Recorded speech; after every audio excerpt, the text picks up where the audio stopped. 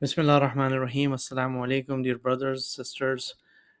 As we continue the discussion on the Quran and Ahlul Bayt alayhi salam, in the last discussion we talked about how the Quran and Ahlul Bayt alayhi salam stay together and how they are linked together with the narrations from the Prophet's last sermon as well as the examples from our life.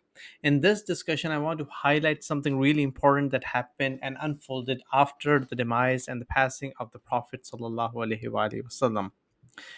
So, as the history unfolded, there was a drift in the Muslim community, a drift from these guiding lights, the light of the Quran and Ahlul Bayt alayhi salam. The Muslim community, which was swayed by power, by allure of wealth and worldly gains, began to neglect the teachings of the Prophet.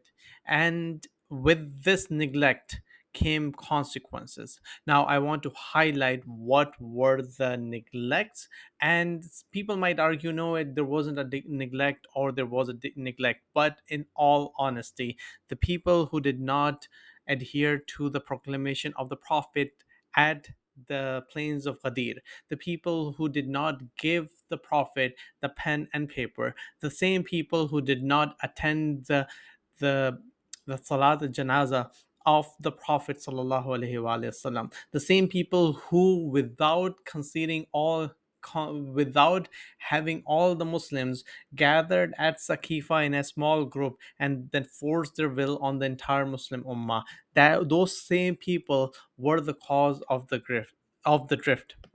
And with this neglect of the teachings of the Prophet came consequences that still reverberate through history and even today, that have consequences for our life. But as we reflect on this, it's crucial to understand that this bond, this inseparable connection between the Quran and Ahlul Bayt al-Islam, it's not just historical. It is a lively bond that continues and transcends through history. It's a living testament to our faith, a, a guide that shows us the way. So it is important just to reflect on this deviation that happened, because this deviation resulted in a lot of difficulties for the Muslim Ummah. Islam at its core is a religion of dignity. But if you deviate from the teachings of the Prophet, from the teachings of the Ahlul Bayt al-Islam, from the teachings of the Quran, and the teachings of Ahlul Bayt al-Islam and the Quran will always be together, as mentioned by the Prophet, there will be consequences. And these consequences are the ones that translated into events that unfolded after the Prophet's death. For example, as I mentioned, the event of Saqifah, when a group of people who had no idea about the, or I would say they knew, they were all present at Ghadir Khum, and they had all heard the Prophet proclaiming Imam Ali alayhi salam as the leader on many different occasions.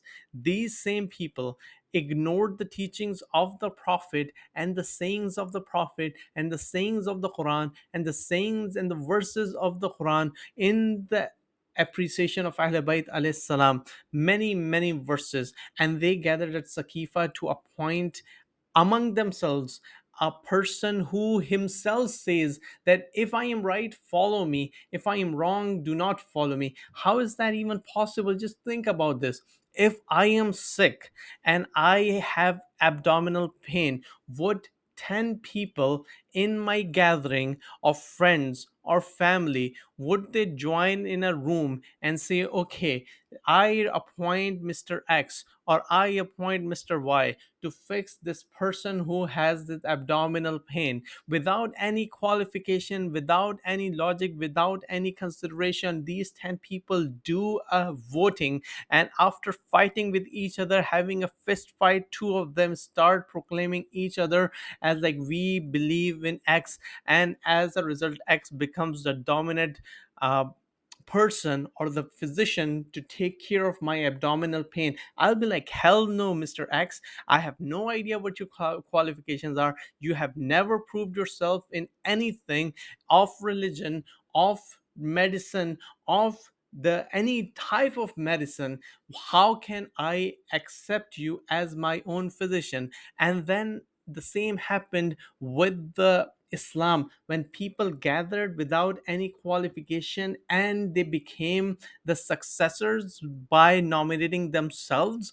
It is kind of like nominating as someone who had no idea to lead the entire nation. That event of Saqifah led to a sequence of events that unfolded against the true torchbearers of Islam, the Ahlul Bayt alayhi salam. For example, the burning of the door of Sayyida Fatima Zahra, or declining the Quran that was gathered by Imam Ali alayhi salam, or the martyrdom of Imam Ali alayhi salam, and before that, ignoring the right of Imam Ali alayhi salam for 30 full years, when the first caliph, the second caliph, the third caliph deviated all the principles that were laid out by the Prophet sallallahu alaihi wasallam. And during the life of the fourth Imam, people like Mawiya, people like who were among the wives of the Prophet stood up against Imam Ali alayhi salam. So these kind of events